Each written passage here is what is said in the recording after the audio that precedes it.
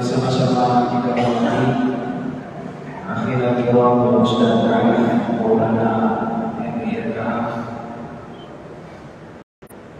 para asatidz, ulama media, bapak-bapak, ibu-ibu, sikapnya ini mengajarkan Allah.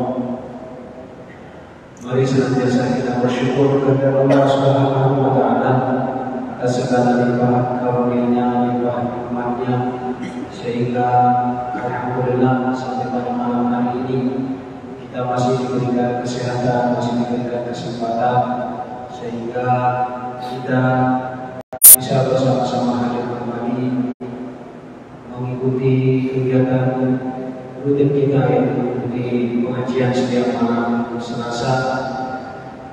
Dan kita berharap juga kepada Allah Subhanahu wa Ta'ala, mudah-mudahan Allah memberkahi kita pada bulan Rajab ini dan bulan Syawal, dan menyampaikan kita semua beberapa kita kaum muslimin muslimat, menyampaikan kita ke bulan suci Ramadan, dan kita bisa melaksanakan ibadah bulan suci Ramadan dengan sempurna insyaallah. Amin ya rabbal alamin. Selanjutnya kita bersalawat kepada baginda Nabi sallallahu alaihi wasallam. Allahumma shalli ala sayyidina Muhammad wa ala ali sayyidina Muhammad. Mudah-mudahan pada hari kiamat kita mendapatkan syafaat. Amin ya rabbal alamin. Hadirin jamaah Allah, awali kajian kita pada malam hari ini. Mari kita bersama-sama membuka dengan bersama-sama membaca surat Al-Fatihah. Al-Fatihah.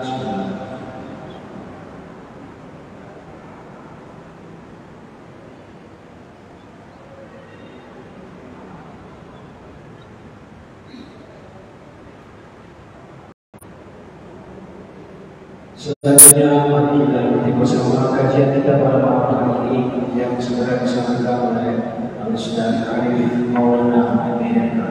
Kepadanya disilakan.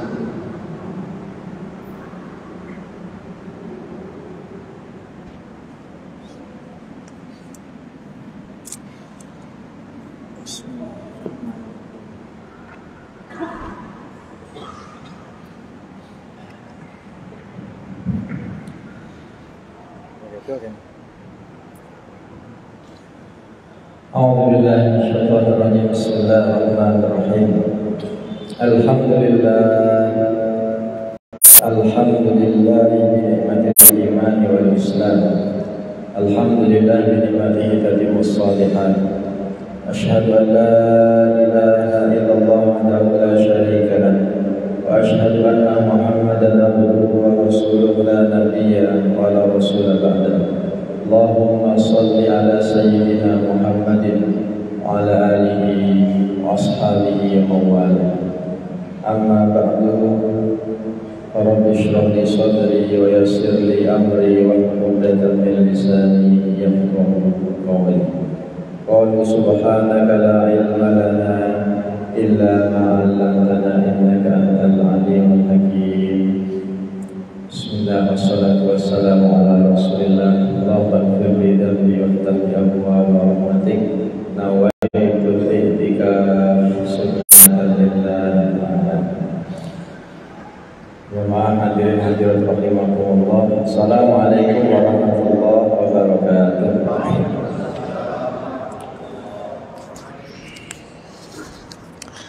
Alhamdulillah kita bersyukur kehadirat Allah Subhanahu wa Ta'ala. Allah Subhanahu wa Ta'ala adalah Raja di Raja, bukan hanya sebatas Raja. Di dunia ini dalam catatan sejarah peradaban manusia telah banyak lahir raja-raja yang pada akhirnya tumbang. Raja-raja yang ada dalam lintasan sejarah itu pernah memiliki kekuasaan, tetapi kekuasaannya terbatas. Durasinya juga sebentar, kadang digulingkan oleh keluarganya atau direbut kekuasaannya oleh lawan politiknya. Sedangkan Allah dalam salah satu nama dan sifatnya yang mulia digelari Al-Malik. Al-Malik itu bermakna Allah yang Maha Raja. Kalau kita mazhab Imam Asy-Syafi'i ketika baca Fatihah itu panjang, Maliki Yaumiddin. Kalau orang Maroko mazhab Imam Malik bacanya Maliki Yaumiddin.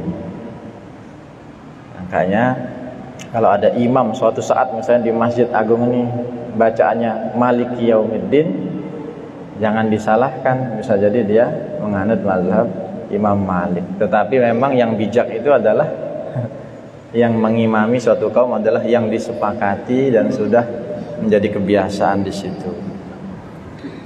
Setidaknya kita perlu tahulah ada bacaan Maliki Yaumiddin sama Maliki Yaumiddin. Oleh Imam Syafi'i Allahu Akbar berselekap deh. Ya, berselekap ini pun beberapa versi. Pusar, atas. Imam Malik Allahu Akbar langsung lurus. Nah, itu kalau dipakai di sini syubhat, fitnah jadinya di tengah masyarakat. Dikira membawa ajaran sesat. Makanya ada sebuah kesepakatan umum yang tidak tertulis, yang menjadi imam adalah mereka-mereka yang dicintai kaumnya dalam pengertian sudah terbiasa. Jadi Allah ini Al-Malik, Allah yang Maha Raja.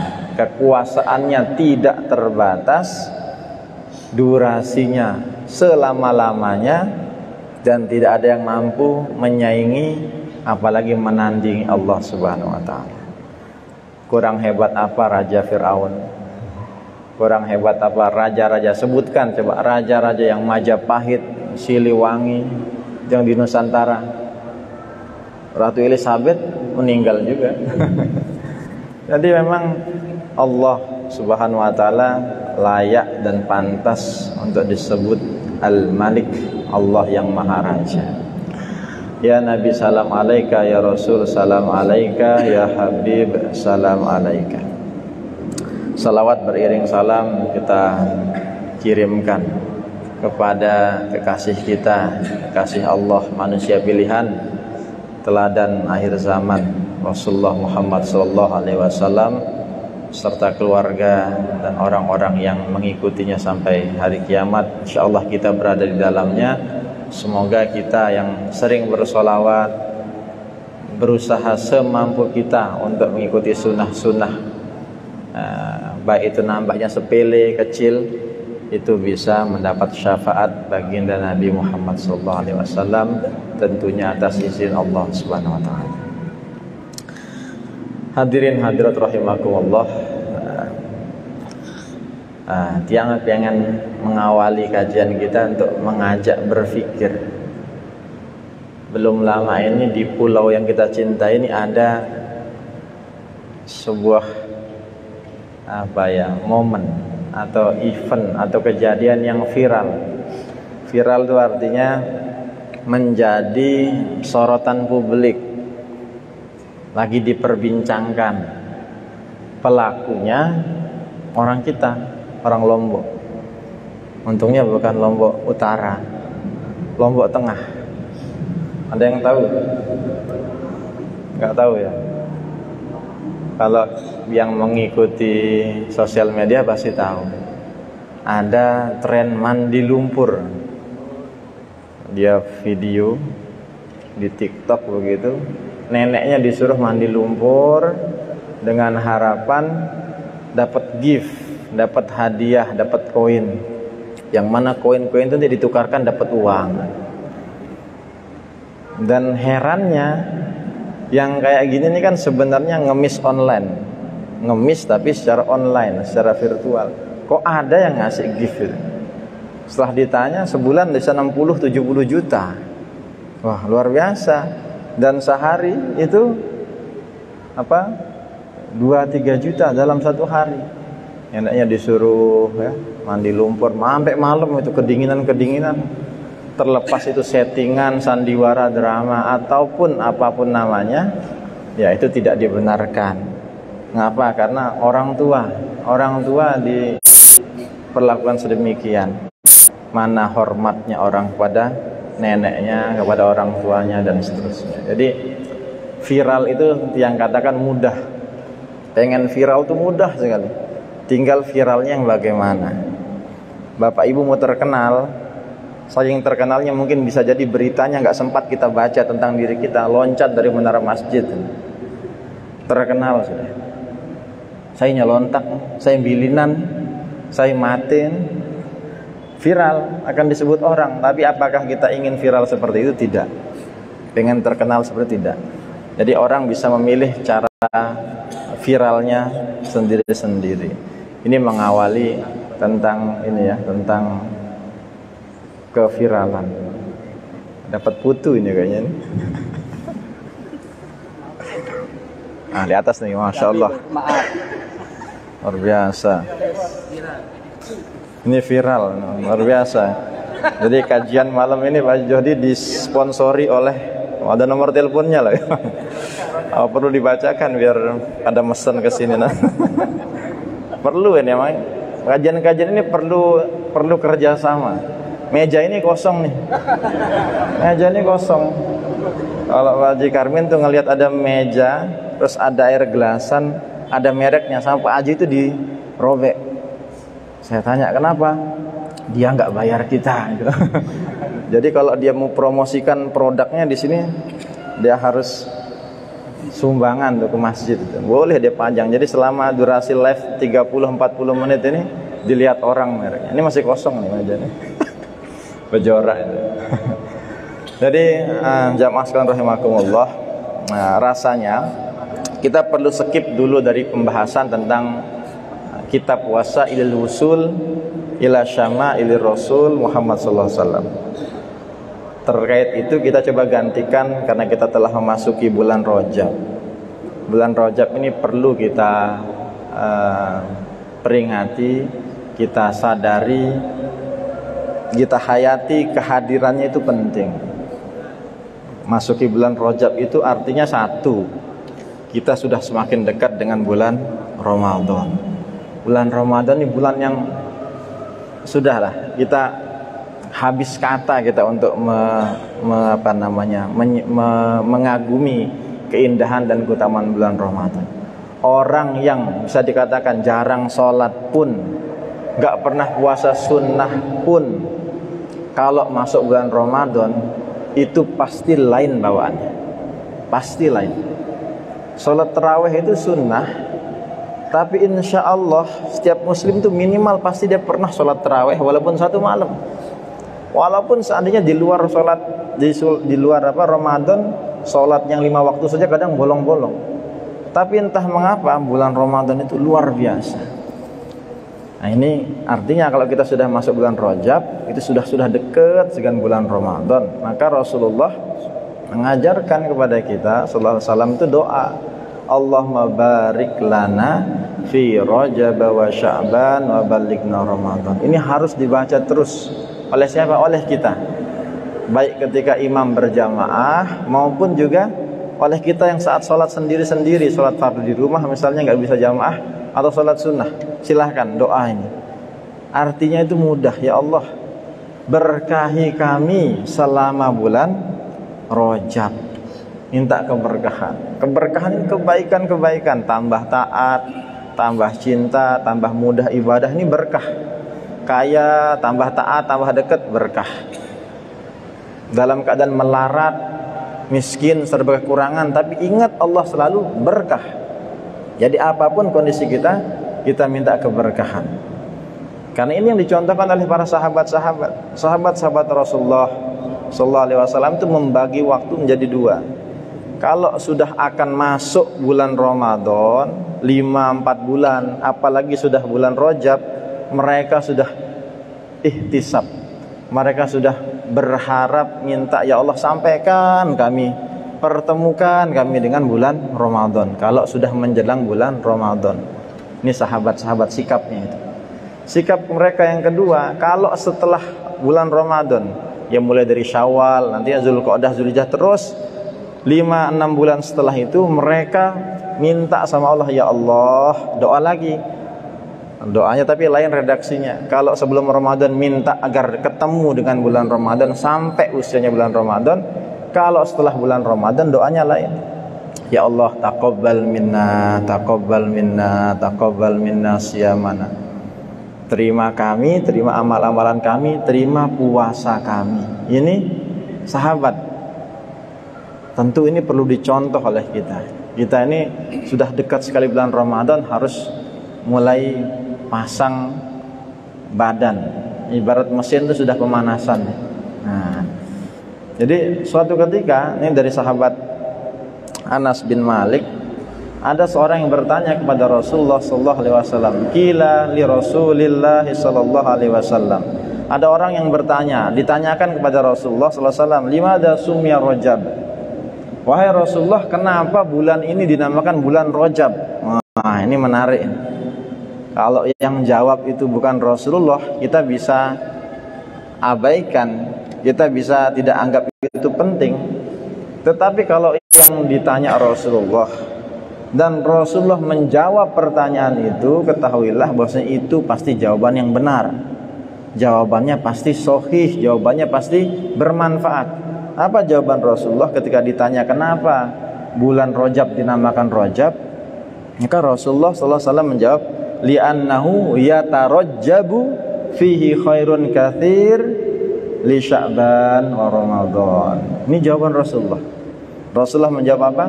Karena di bulan Rajab itu terdapat terlampau banyak kebaikan-kebaikan. Jadi Rajab ini pada dasarnya bermakna tarjib itu apa? Kebaikan. Baik, kebaikan itu Rajab.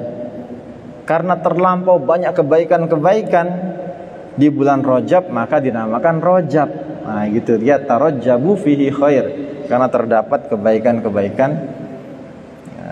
Bagi siapa? Li Sya'ban wa Ramadan. Untuk menghadapi, untuk mempersiapkan diri memasuki bulan Sya'ban dan juga Ramadan. Nah, ini jawaban Rasulullah. Valid, sahih, dan bisa kita pegang. Artinya apa? Kalau sudah mulai bulan Rajab, pasti orang tua kita, biasa di pesantren tuh banyak yang sudah mulai puasa. Puasa bulan Rajab ini tiang harapkan jangan menjadi perselisihan. Jangan karena beredar hadis-hadis riwayat yang lemah atau bahkan palsu mengatakan barang siapa yang puasa sehari di bulan Rajab, maka baginya pahala puasa 1 tahun. Yang model-model begini hadisnya maudhu. Maudhu artinya palsu, tidak bersumber, tidak bersandar dari Rasulullah. Jangan asal sebarin, jangan asal mancing orang. Kalau memang begitu enak sekali. Tetapi tiang garis bawahi, jangan sampai gara-gara ada hadis palsu itu kita tidak berpuasa sama sekali. Salah kita bilang, wah hadis puasa Rajab ini lemah, bahkan palsu kemarin katanya di pengajian, nggak usah dah saya puasa. Salah. Yang lemah, yang palsu itu tentang keutamaannya, tentang fadilah-fadilah. Barang siapa ini akan dapat ini, akan itu yang lemah, yang palsu. Tapi puasa sunnahnya ya sunnah, puasa itu baik. Masa kita larang orang puasa? Kalau dikatakan puasa Rajab, ya kita husnuzon karena dia berpuasa di bulan Rajab, itu saja sebenarnya. Karena Rasulullah pernah mencontohkan juga puasa Rajab. Jadi jangan kita perbesar, peruncing, pertajam perselisihan pendapat tentang dalil puasa Rajab.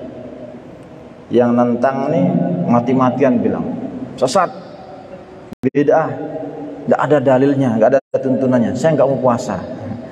Dari awal bilang aja kalau nggak mau puasa, nggak usah bawa-bawa itu gitu.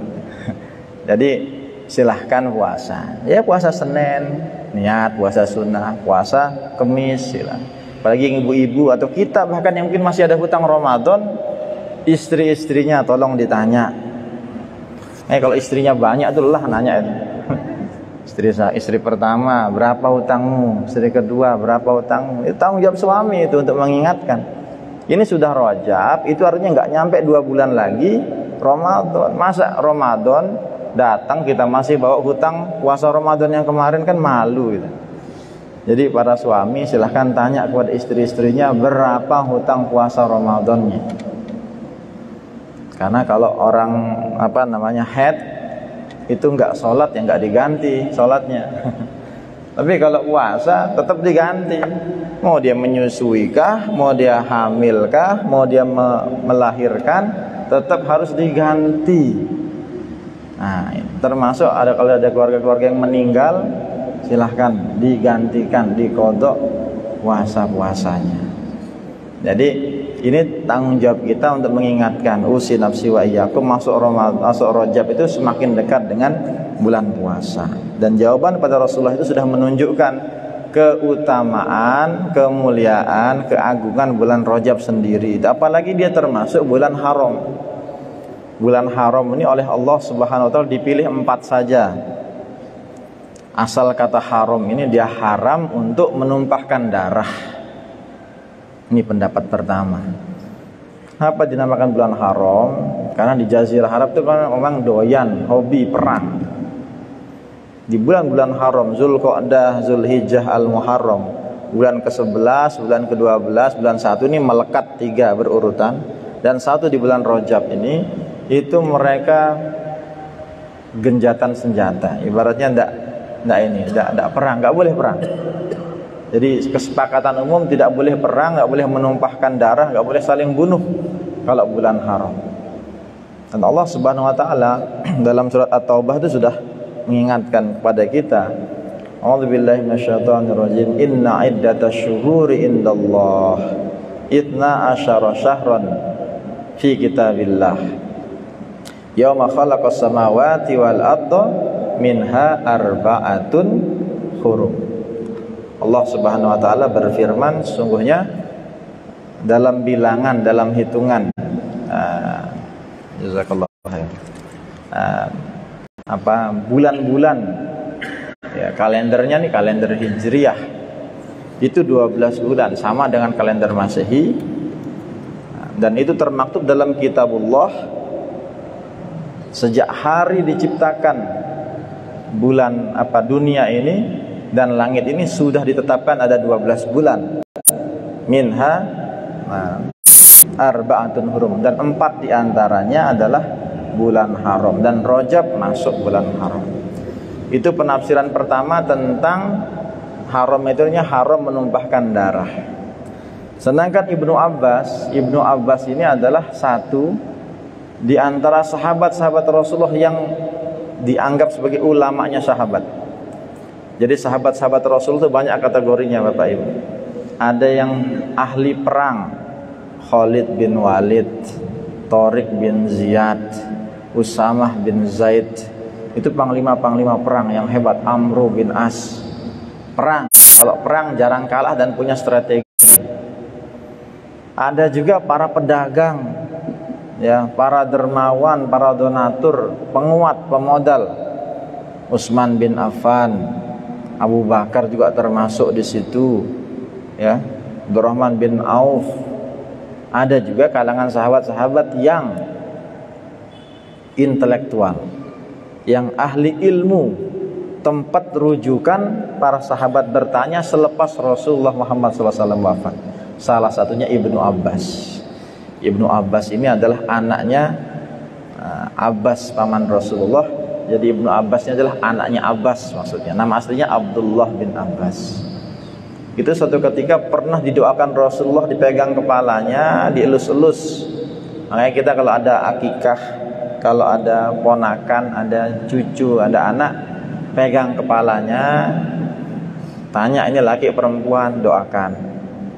Doanya Rasulullah itu kepada Ibnu Abbas saat masih kecil apa? Doanya luar biasa. Allahumma faqihhu fiddin wa 'allimhu ta'wil. Ya Allah, pahamkan dia tentang agama, tentang fikih, tentang syariat.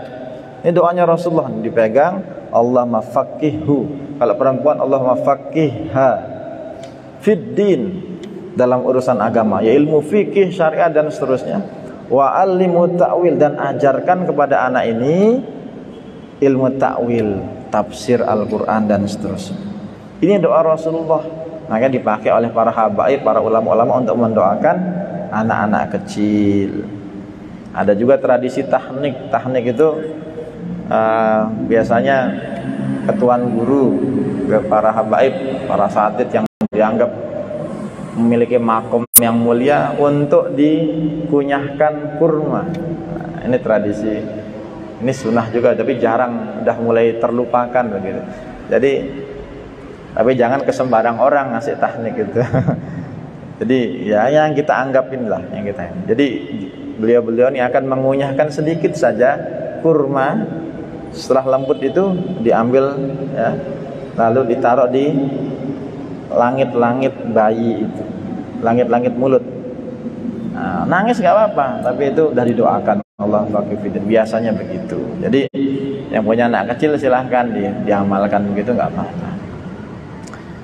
Jadi ini penafsirannya tadi. Yang pertama tentang tidak boleh menumpahkan darah. Ibnu Abbas, sahabat yang pintar, cerdas dan doakan Rasulullah, ini punya penafsiran berbeda.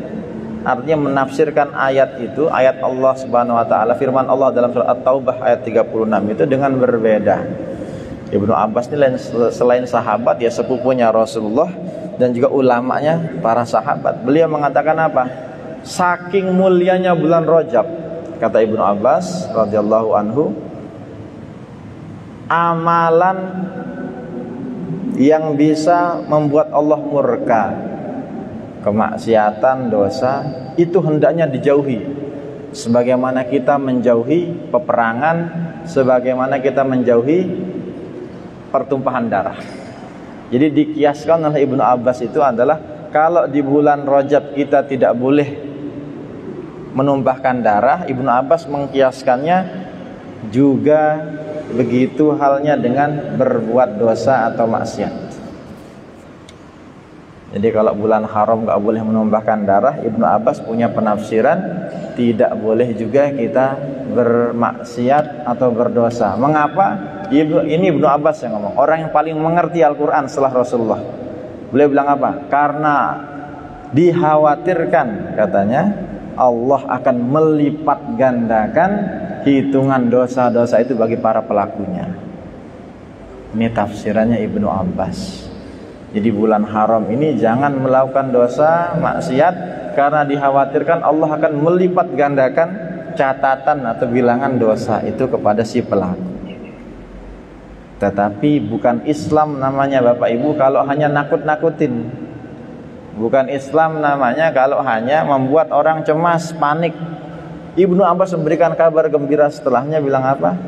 Sebagaimana juga hendaknya kita menggiatkan amal kebajikan, ketaatan, ibadah kepada Allah di bulan haram, termasuk bulan Rajab ini, karena diharapkan amal-amal ibadah kebajikan itu dilipat gandakan catatan pahalanya oleh Allah Subhanahu wa taala. Nah, jadi ini kita melihatnya jangan takut sama dosanya saja, tapi lihat peluang pahala yang ditafsirkan oleh Ibnu Abbas dalam ayat At-Taubah, surat Taubah 36 tentang bulan haram yang mana Rajab salah satunya dan kita sedang berada di dalam. Jadi bulan Rajab ini harus dimaknai sebagai persiapan kita bulan Ramadan, pemanasan. Ibarat mesin sudah ngidupin ya, ibarat tanaman dia sudah mulai gali tanaman, sudah masukkan, sudah mulai nanam. Jangan kita usi nafsi wa iyyakum naudzubillah baru panasnya ketika Ramadan. Jangan panasnya baru ketika baru Ramadan. Di puasa silahkan puasa. Segala macam peluang yang bisa kita lakukan, lakukan. Sedekahkah, puasakah, sholat sunnahkah, istighfarkah, dan amalan-amalan yang lain. Ingat, ini Ibnu Abbas ini sahabat Rasulullah yang salah satu yang paling cerdas menafsirkannya demikian. Kita pegang. Kalau kita berbuat dosa, takutlah kita kalau Allah itu melipat gandakan dosa kita, dan repot. Tapi peluangnya besar. Kalau kita beramal pun itu kita harus kejar, karena ini peluang untuk mendapatkan pahala itu juga besar. Maka ini beruntung kita disampaikan di bulan Rajab. Bulan Rajab, bulan persiapan, bulan haram, yang mana keutamaan-keutamaan itu sudah mulai ada, tercium sejak bulan Rajab, dan nanti bulan Sya'ban tiba, sudah semakin dekat. semakin dekat. Salah satu amalan yang mungkin berat bagi tiang pribadi dan mungkin sebagian dari kita, ini latihan untuk tidak terlalu mengumbar sesuatu yang memang baiknya ditutup. Tiang kasih contoh satu. Suatu ketika Rasulullah Muhammad SAW bersama para sahabat di Masjid Nabawi makan daging unta. Makan daging unta, Rasulullah menunjukkan sebuah akhlak yang Allah Akbar. Jadi kalau ada akhlak karimah, ini manusia biasa. Rasulullah itu al-akhlak azimah. Kan dikatakan dalam Quran, wa innaka la'ala khuluqin azim. Allah. Jadi Rasulullah itu akhlaknya azim sekali. Suatu ketika para sahabat lagi makan unta, tanpa sadar gak sengaja ada yang buang angin. Mohon maaf. Buang angin ketika makan enak itu kan mengganggu sekali. Suaranya mengganggu, apalagi baunya. Akhirnya karena baunya yang luar biasa, ini lagi makan nih. Orang roahan, orang lagi makan, tiba-tiba ada yang buang angin, kan gak nyaman. Tapi dalam kejadian itu tidak diketahui siapa yang buang angin, dan panas sahabat-sahabat ini. Salah satu orang sahabat berdiri, ayo ngaku siapa yang buang angin ini? Cepat ngaku. Gak sopan, pengen dipermalukan. Nah, secara tidak langsung kan disuruh orang ngaku itu malu dia. Karena gak mau ngaku, sahabat yang lain bilang, udah tenang aja, kalau gak mau ngaku lihat aja sebentar, ntar lagi sholat isya nih. Jadi ini kejadiannya antara maghrib sama isya. Tunggu aja sebentar, Bilal azan pasti dia wudhu keluar, ketahuan dan dia yang wudhu pasti batal. Nah dia ada orangnya, dipanasin sama sahabat-sahabat.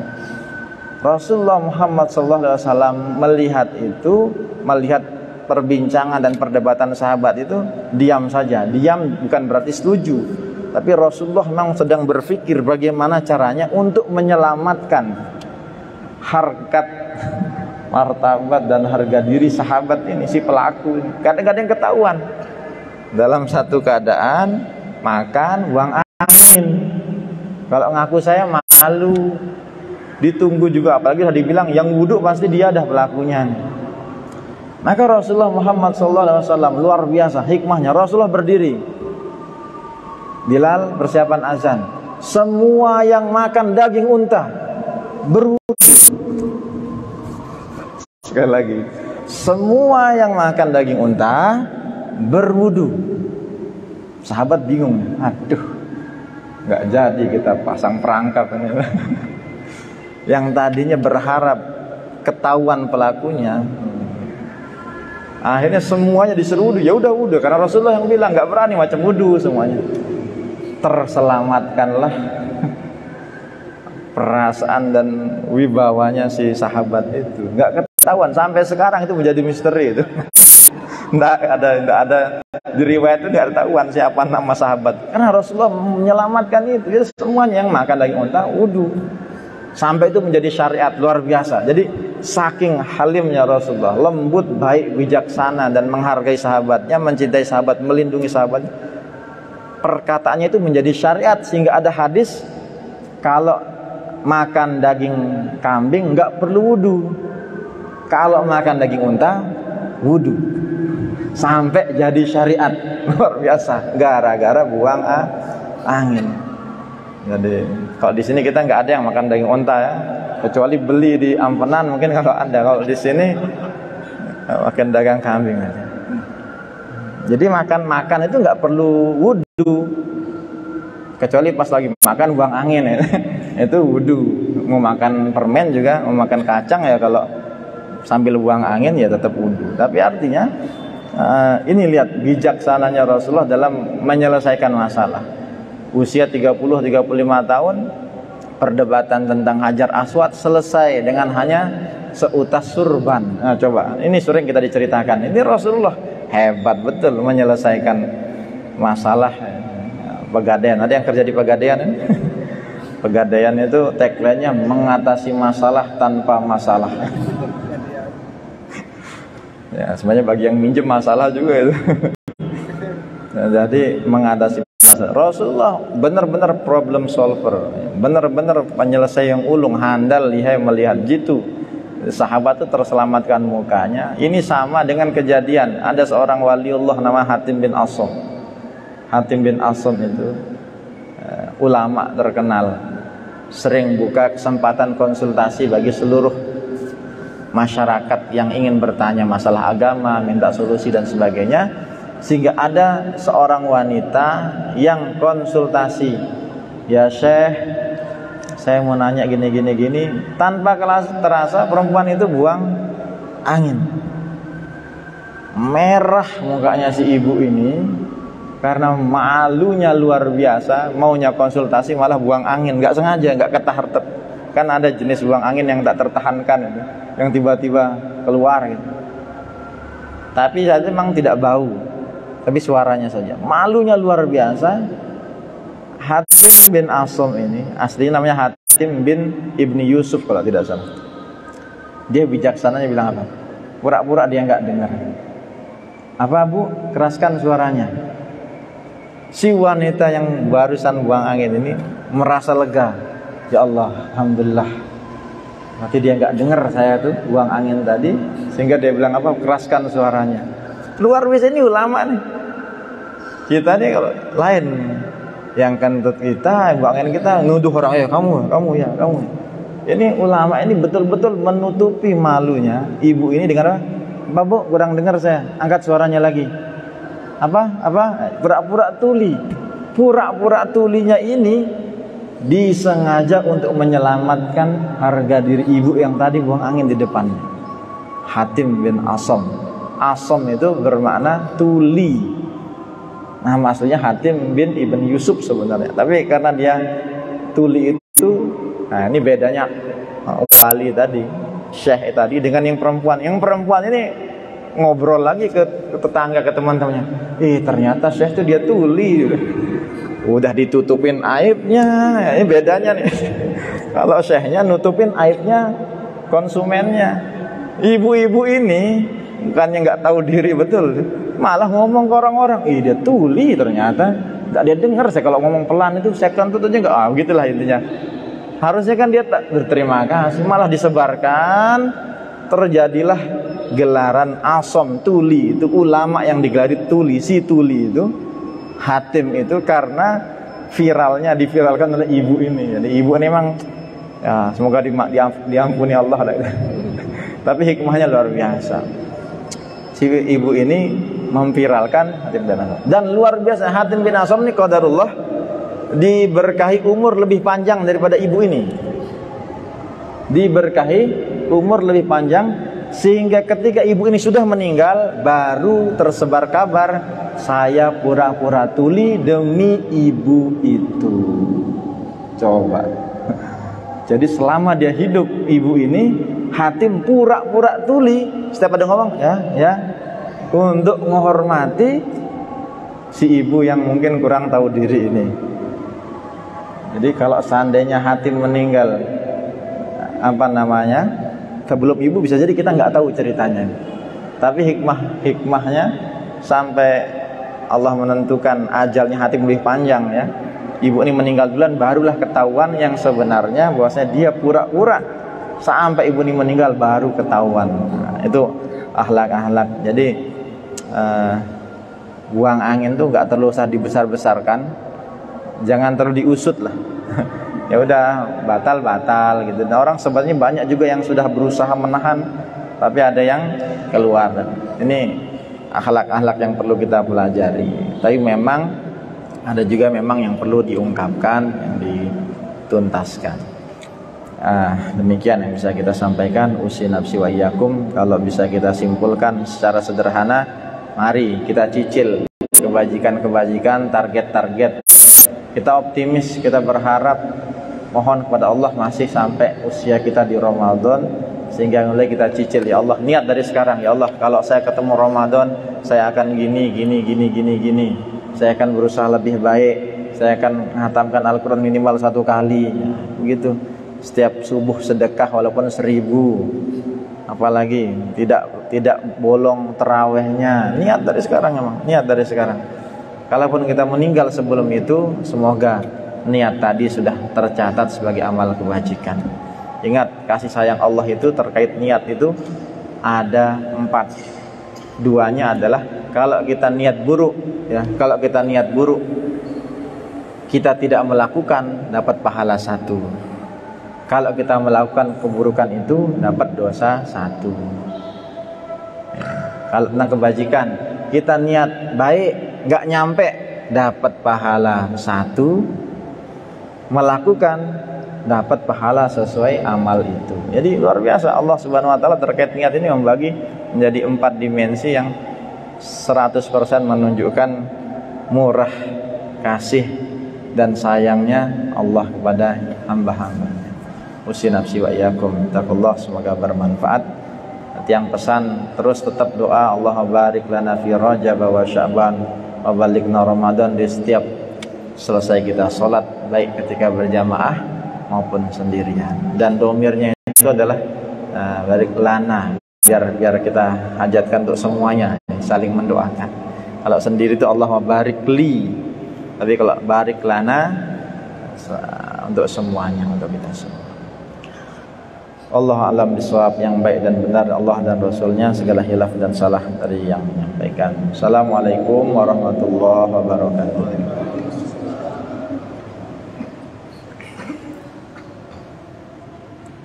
Hadirin yang Allah kita saja pada malam ini sebagai kita berharap kepada Allah dan urusan keberkahan dan kesehatan. Kita juga bersama-sama melepaskan dalam alhamdulillah alamin, subhanallah wa bihamdihi, asyhadu an la ilaha illa anta, astaghfiruka wa atubu ilaik. Wassalamualaikum warahmatullahi wabarakatuh. Waalaikumsalam warahmatullahi wabarakatuh.